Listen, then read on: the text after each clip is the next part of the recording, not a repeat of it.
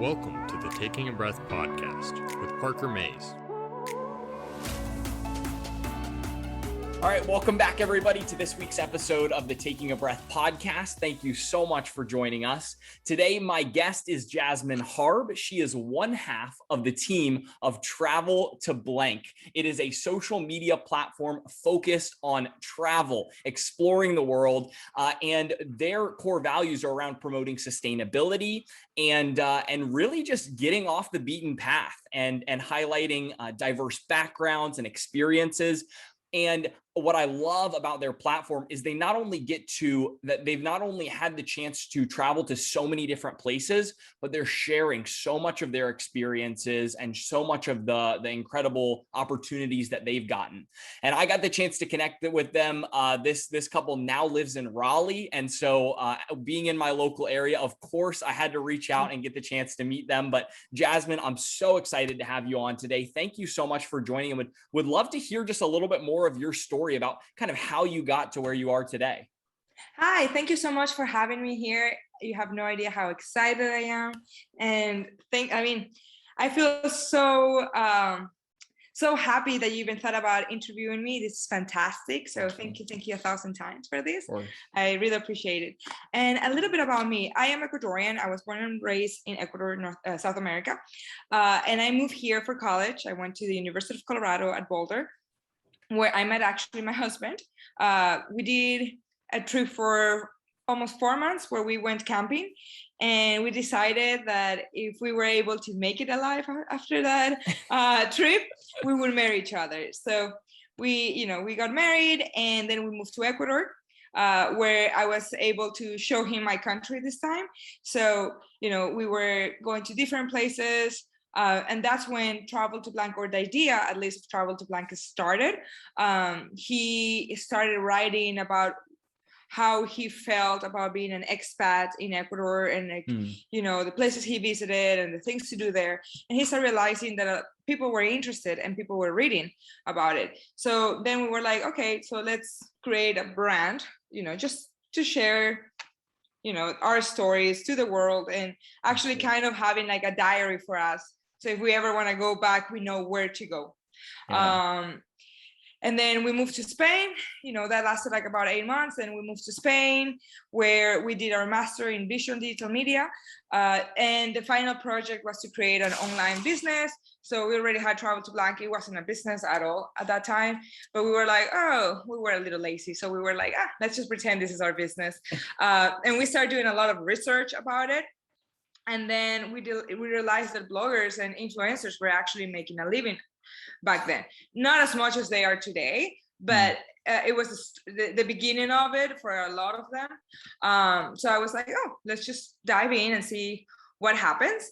And we started just sharing our story. And part of our mission as of Travel to Blank was to create walking guides. So that was the beginning, the core value of Travel to Blank was to create walking guides to not only help the tourists to actually explore the area in a way that it's not depending on a tour guide or having, to pay X amount of money to do that, but also in order to actually immerse themselves in that culture by seeing locals doing their normal life, walking places that locals walk all the time, seeing little hidden gems that normally you can find if you actually walk the city, and also help people or inspire people to not use a bus or rent a tour that includes having a car, but actually helping the environment in that way.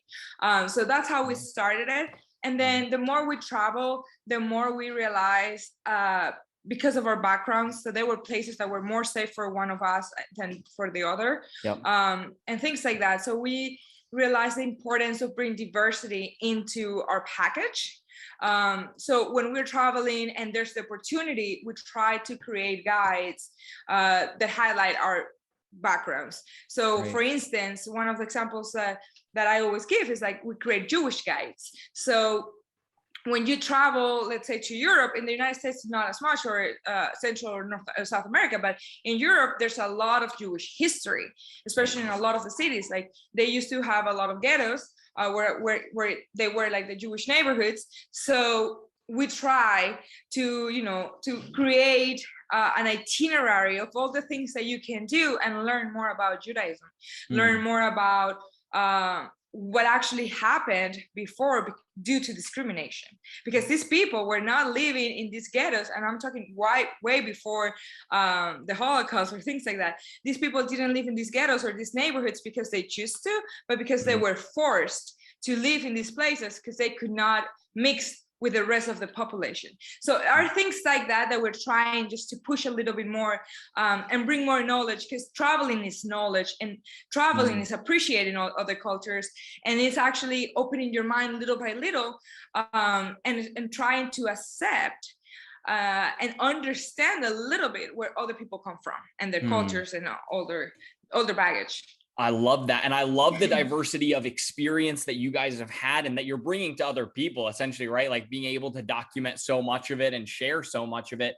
One of the things that I'm curious about is, did you guys ever feel like, as you were documenting and, videoing pictures, all of this stuff, did you ever feel like it was taking away from actually like being in the moment of the experience? What did that balance look like for you guys?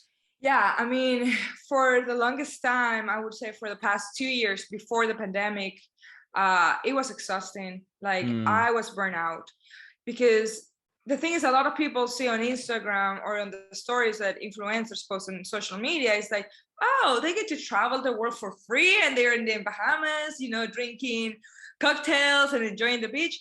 And like that might be, half an hour of it. And the other half an hour, you're producing the content to make it look like that. Yeah. So it's a lot of work that goes behind the scenes. Right. And I'm going to be honest with you. I think I'm not as successful as I wish, because I do not put the amount of energy and the amount of work that needs to be done. And I'm going to be completely honest, because a lot of these people, they will only go to 1 or 2 locations per day to record, and that's going to be the whole goal for the day. For me, I don't have the patience, and I don't like not enjoying the opportunity that I am about being in a different place. So I try to go as many places as possible, which is my way. I enjoy things. Other people like it slower, but I try to go to as many places as I can, so I can actually tell people later in my guides, go this place, do not go here. Right. Or if you have to go there because it's a popular spot, do not waste more than, half an hour, 20 minutes, whatever time you need to be in that spot. Right. So for me, it was really hard. For Steve, like he couldn't handle it anymore, because I'm in charge of the Spanish website. So Travel to Blank is bilingual, it's Spanish and English. So right. I'm in charge of everything that is in Spanish, and he's in charge of everything that's in English. And then the thing is that he was also the driver. He was also the photographer, and sometimes even the videographer.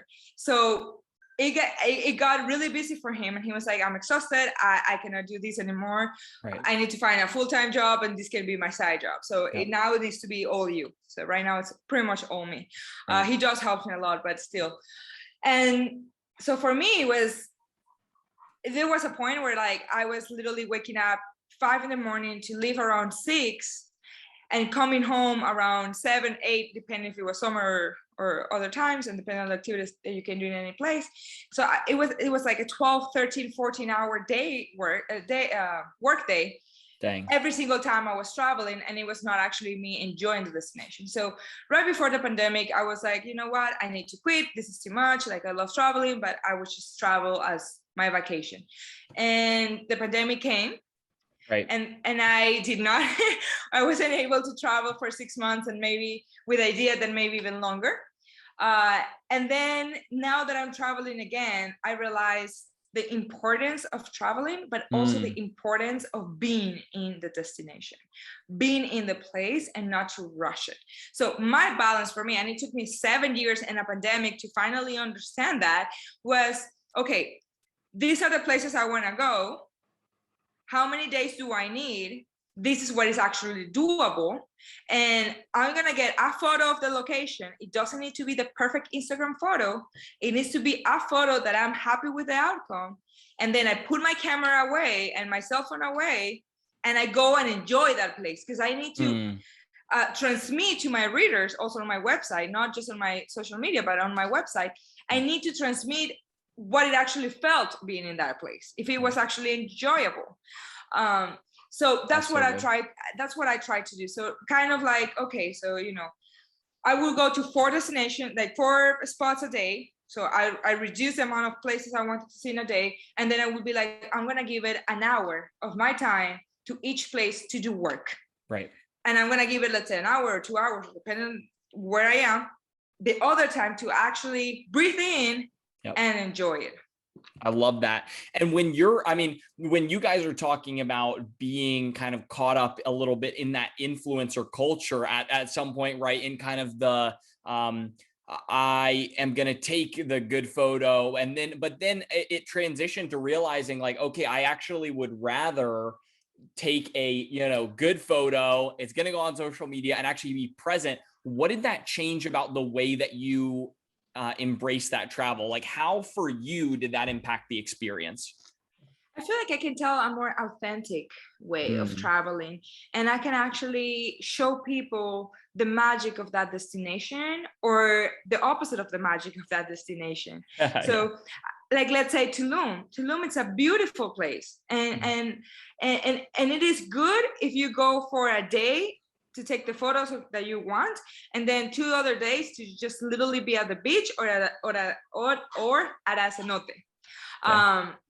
But then, like, for instance, when I went there, I didn't know that. And the photos I use in Instagram, like the follow your dream sign, or all these like beautiful things, are literally the entrance of hotels. And like the follow your dream sign, it's literally outside clothing store. So there's nothing really nice about it besides how you take the angle of that photo. So if you like taking Instagrammable photos, sure, go to Tulum. But if you don't, then there's so many other places in Mexico where you can go. They're way cheaper, because Tulum is ridiculously expensive, where you can go for way cheaper, have a more authentic vacation, actually get to enjoy the beaches, to not have the pressure that you need to, like, oh, I need to be here and take this photo because my friend took it, or this is influencer that I follow took, and it's just gonna take all this away from you. So there's destinations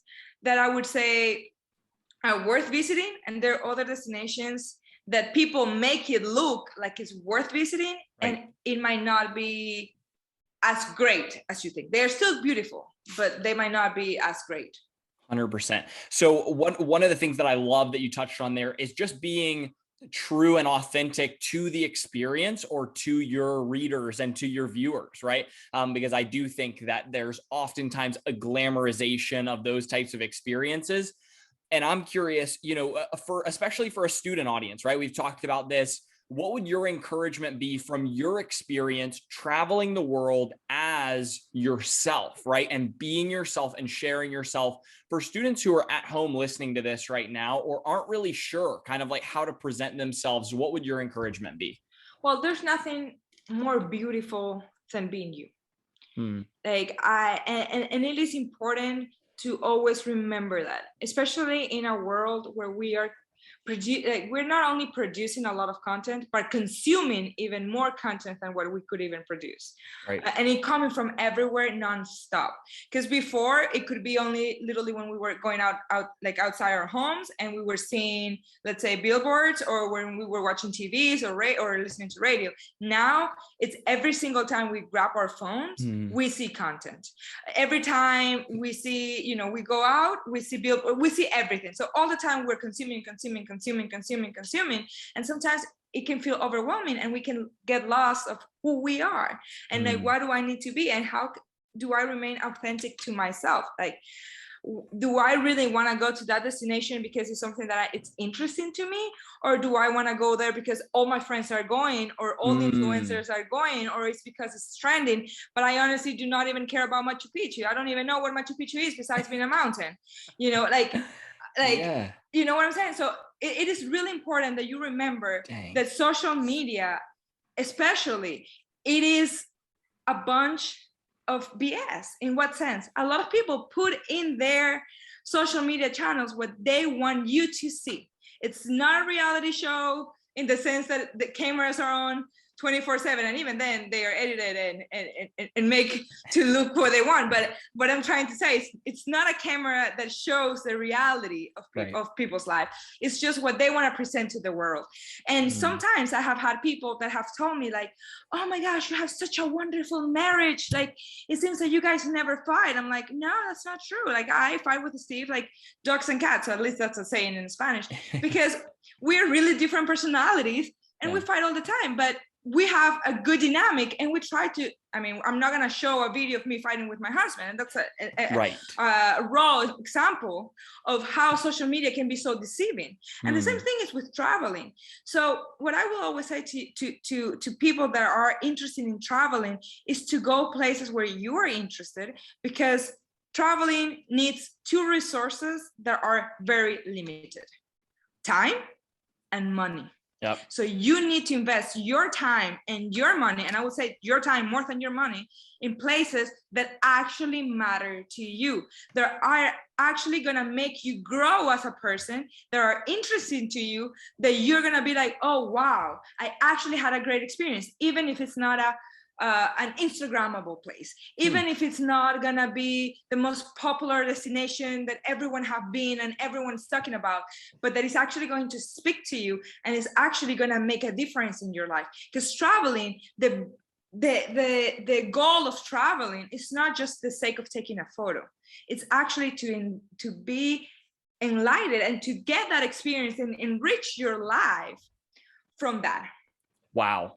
that was really good. I love that, because it's so easy to get caught up in destination travel, like, oh, this is a place you got to go, and and just not being influenced just by everyone saying, oh, this is the place, but thinking of travel in the way that the purpose of it is to enrich. I love that you said enrich your life in some way, deepen your understanding of yourself and others around you and the way that you interact. All of those things are really fascinating, which leads me into asking a question about one of your core values of inclusion and diversity and how it plays out for you and Steve when you're traveling, right? And it builds right from that idea of being true to yourself into then building on your experience. So what's that been like for you all as you have gotten to experience other cultures?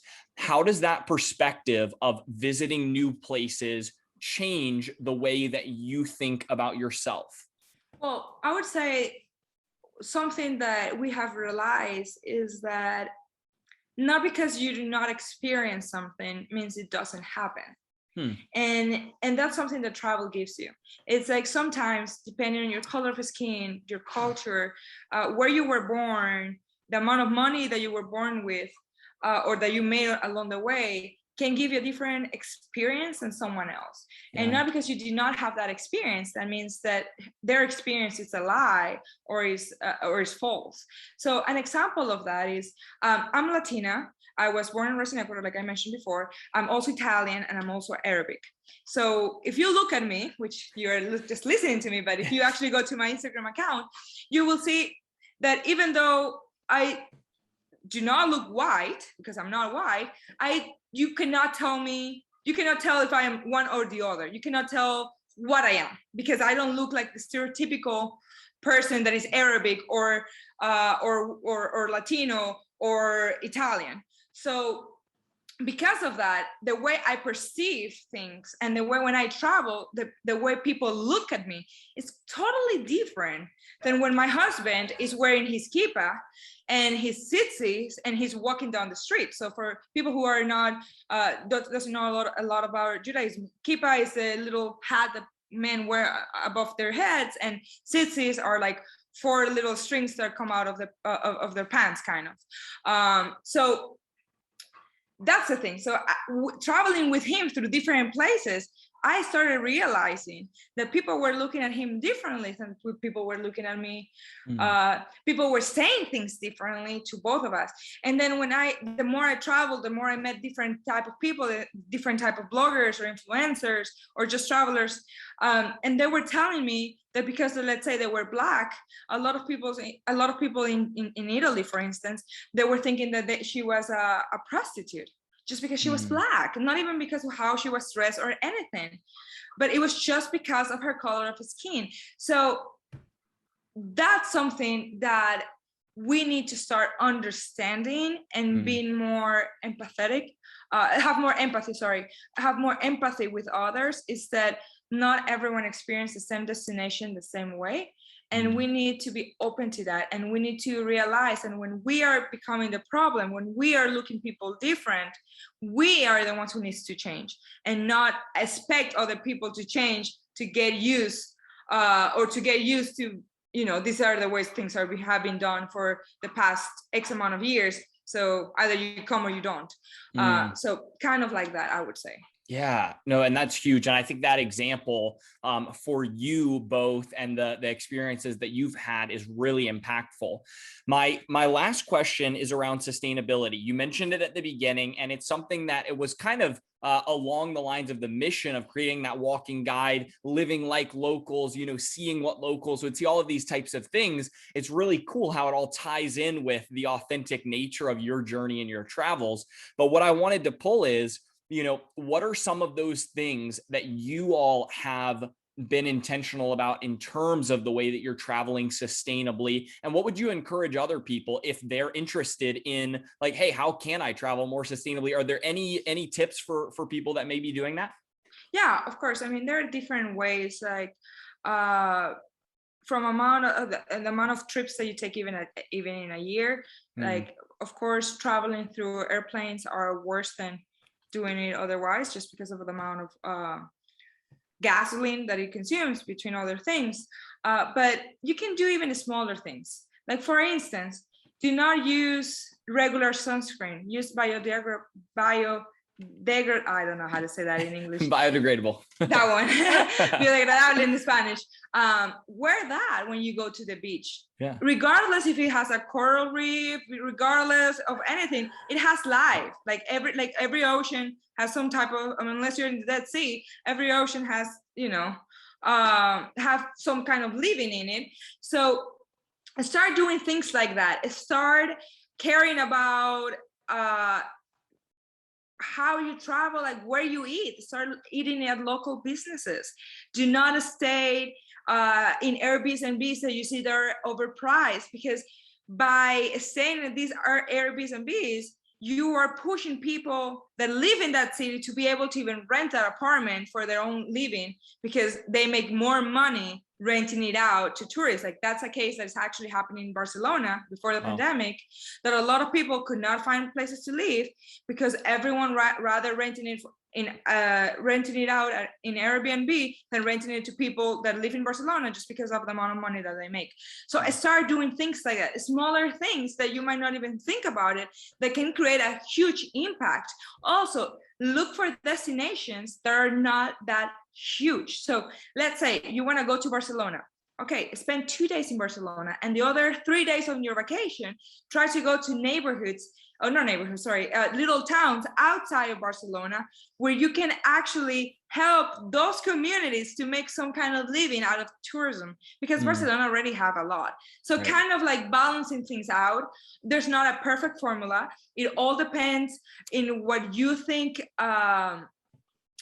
makes you more happy. What are your interests, and also thinking a little bit further, how can I help to create a better impact on this trip? Love it. And so if people have enjoyed this conversation and want to check out more of you guys, what you've done, and then also just the content that's available, where should they go to check that out? Of course. So you can follow us on Instagram. It's travel to blank. So like fill the blank, but instead travel to blank, or read our website. We have tons of guides of the different destinations we have gone, and it's called traveltoblank.com. As I said, it's in Spanish and in English. And also, if you have any question, even if you don't want to follow us or anything, but you ever need any help because you're interested in going to a particular destination and you want to know if we have been there, you can reach out to us via Instagram or via our website, and we will be more than happy to help you out with anything that you need. Love it. Well, thank you so much for Thank coming you. on today. I know that not only I mentioned this, I know that not only are students going to love your guys' story, but they're also going to love your content because I know my audience. And so that's one thing I'm excited at Travel to Blank. If you didn't catch that, just make sure you go check that out on Instagram. I love the content that you guys are putting out there and the website as well. And then if you're listening and haven't already, follow us at Taking a Breath Podcast on Instagram. We're going to put out clips and content from this episode and every episode. So we'll have that there. And thanks so much for tuning in. Jazmin, thanks again for being on, and we'll see you all again next week. Thanks for listening to the Taking a Breath podcast with Parker Mays.